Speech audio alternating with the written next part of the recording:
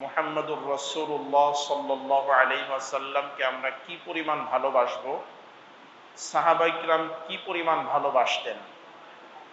তো আমরা আমাদের প্রিয় হাবিব সাল্লাল্লাহু আলাইহি ওয়াসাল্লামকে সাহাবায়ে কিরাম যেভাবে ভালোবাসতেন সেভাবেই ভালোবাসবো।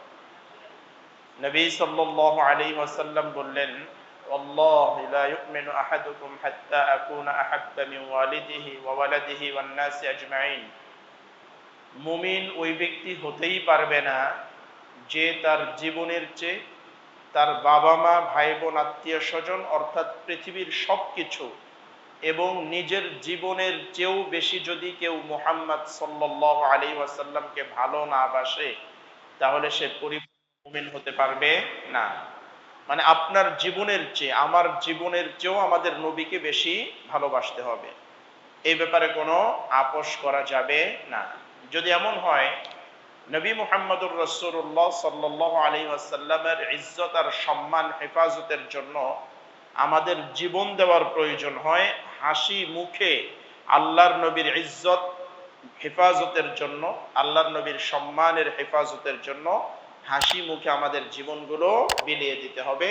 তাহলেই আমরা পরিপূর্ণ মুমিন দাবি করতে পারবো, মুসলিম দাবি করতে পারবো।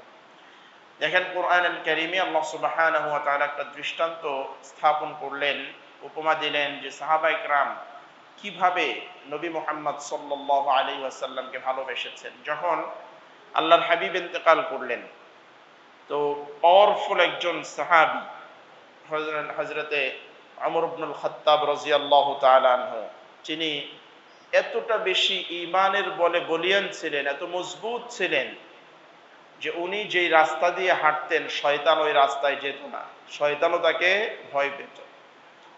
তো এত মজবুত একজন সাহাবী যখন শুনলেন মুহাম্মদুর রাসূলুল্লাহ সাল্লাল্লাহু আলাইহি ওয়াসাল্লাম ইন্তেকাল করেছেন, তো উনি নিজের উপর নিয়ন্ত্রণ হারিয়ে ফেললেন। এখন আর ওমর রাদিয়াল্লাহু তাআলার নিয়ন্ত্রণ ওনার নিজের উপর নাই, কন্ট্রোল হারিয়ে ফেললেন। তো উনি উন্মুক্ত তরবারি নিয়ে দাঁড়িয়ে গেলেন, যদি কেউ বলে মুহাম্মদ মারা গেছে তাহলে তাকে এই তরবারি দিয়ে শেষ করে দিব। একটা অস্বাভাবিক অবস্থায় পড়লেন, মানে এত বেশি ভালোবাসতেন আল্লাহর নবী সাল্লাল্লাহু আলাইহি ওয়াসাল্লামকে।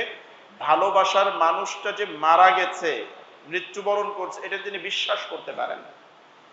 আবু বকর রাদিয়াল্লাহু তাআলা আনহু এমন একজন সাহাবী যার সামনে ওমর ইবনুল খাত্তাব রাদিয়াল্লাহু তাআলা আনহু মাথা তুলে কোনোদিন কথা বলেন নাই। আবু বকর রাদিয়াল্লাহু তাআলা আনহু দূরে গেলেন, শুনলেন আল্লাহর নবী ইন্তেকাল করেছেন, উনি ফিরে আসলেন, নবী সাল্লাল্লাহু আলাইহি ওয়াসাল্লামের কপালে চুমু খেলেন, দেখলেন ওমরের অবস্থা খারাপ, তিনি স্বাভাবিক না, অস্বাভাবিক হয়ে গেছে। হযরত ওমরকে শান্ত করলেন। আবু বকর রাদিয়াল্লাহু তাআলা আনহু বললেন, ওমর চুপ হও, বসো। যেই ওমর ইবনুল খাত্তাব রাদিয়াল্লাহু তাআলা আনহু আবু বকর রাদিয়াল্লাহু তাআলা আনহুর সামনে মাথা উঁচু করে কথা বলেন না, এই দিন ওমর রাদিয়াল্লাহু তাআলা আনহু বললেন আমি চুপ করব না, আমি বসবো না। তার মানে হলো তিনি অস্বাভাবিক একটা অবস্থায় চলে গেছেন। আবু বকর রাদিয়াল্লাহু তাআলা আনহু বুঝতে পারলেন যে আল্লাহর নবীর চলে যাওয়ার যেই বেদনা, যেই দুঃখ কোন সাহাবী বরদাস্ত করতে পারছে না, সহ্য করতে পারছে না। তখন উনি মেম্বারে গিয়ে একটা বক্তব্য দিলেন, সাহাবাদেরকে উদ্দেশ্য করে একটা বক্তব্য দিলেন, যেই বক্তব্যটা কোরআনুল কারীমের মধ্যে আল্লাহ পাক নাযিল করেছেন। কি বললেন? উনি বললেন, ওয়ামা মুহাম্মাদুন ইল্লা রাসূল ক্বাদ খালাত মিন ক্বাবলিহির রুসুল আফা ইন মাতা আও কুতিলা ইনকালাবতুম আলা আকাবিকুম। যে দেখো, মুহাম্মদ সাল্লাল্লাহু আলাইহি ওয়াসাল্লাম তিনি একজন নবী, অন্য অন্য নবীদের মতো তিনিও একজন নবী, সব নবীরা ইন্তেকাল করেছেন, অতএব মুহাম্মদ সাল্লাল্লাহু আলাইহি ওয়াসাল্লামও স্বাভাবিকভাবে ইন্তেকাল করেছেন। সুতরাং যারা মুহাম্মাদের ইবাদত করত তারা যেন আজকে জেনে নেয় যে মুহাম্মদ চলে গেছে, আর যারা আল্লাহর ইবাদত করত তারা যেন জেনে নেয় সেই আল্লাহ হাইয়ুল কাইয়ুম, তিনি অতীতেও যেমন ছিলেন এখনো তেমন আছেন। এই যে বক্তব্যটা যখন আবু বকর রাদিয়াল্লাহু তাআলা আনহু উপস্থাপন করলেন, তখন ওমর ইবনুল খাত্তাব রাদিয়াল্লাহু তাআলা আনহু স্বাভাবিক অবস্থায় আসলেন যে হ্যাঁ, কথা তো সত্য, আমার হয়তো ভালোবাসা অনেক বেশি আছে যার কারণে আমার অবস্থা খারাপ হয়ে গেছে, কিন্তু আল্লাহর নবী তো ইন্তেকাল করবেন, তিনি মানুষ, আর মানুষের বৈশিষ্ট্য হলো তিনি ইন্তেকাল করবেন। তো এই যে বক্তব্যটা, যেই বক্তব্য দিয়ে হযরত ওমর ইবনুল খাত্তাব রাদিয়াল্লাহু তাআলাকে শান্ত করা হলো, সেই বক্তব্যটা আমরা গতকাল তেলাওয়াতের মধ্যে শুনেছি। তো এই যে অবস্থাটা কেন তৈরি হলো?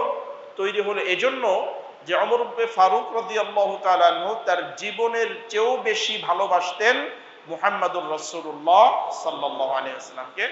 আমাদেরও উচিত আমরা আমাদের জীবনের চেয়েও আমাদের প্রিয় হাবিবকে বেশি ভালোবাসবো। আল্লাহ তৌফিক দান করুন, আমিন।